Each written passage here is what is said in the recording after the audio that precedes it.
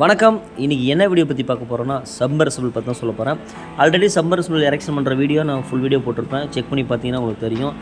முக்கியமாக இந்த வீடியோ எதுக்கு சொல்ல வரேன்னா, ஒரு போருக்குள்ள உள்ள மோட்டரை பொறுத்த வரைக்கும் எடுத்து ஒவ்வொரு முறையும் சர்வீஸ் பண்ணி இறக்காதீங்க. ஒரு குறிப்பிட்ட ஸ்டேஜுக்கு மேலே போயிடுச்சுன்னா புது மோட்டர் வாங்கிடுங்க. ஏன்னா எடுக்கிறதுக்கு காசு, இறக்கிறதுக்கு காசு, செலவு நிறையா வரும். ஆல்ரெடி இந்த வீட்டில் பார்த்தீங்கன்னா 1.5 HP மோட்டர் இருந்துச்சு, 18 ஸ்டேஜ் தான் இருந்துச்சு, 18 ஸ்டேஜ் மோட்டர் தான் இருந்துச்சு.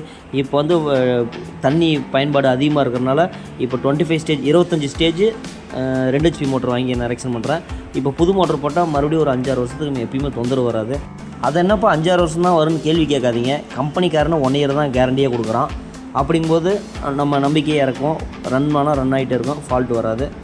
இந்த மோட்டர் 113 மீட்டர் உயரம் தள்ளும், ஃபாஸ்ட்டாக நிறையும். இந்த வீடியோ உங்களுக்கு பிடிச்சுன்னு நினைக்கிறேன். பிடிச்சா லைக் பண்ணுங்கள், ஷேர் பண்ணுங்கள், முக்கியமாக சப்ஸ்கிரைப் பண்ணுங்கள். டவுட் இருந்தால் கமெண்டில் கேளுங்க, உங்களுக்கு விளக்கம் சொல்கிறேன். தேங்க்யூ.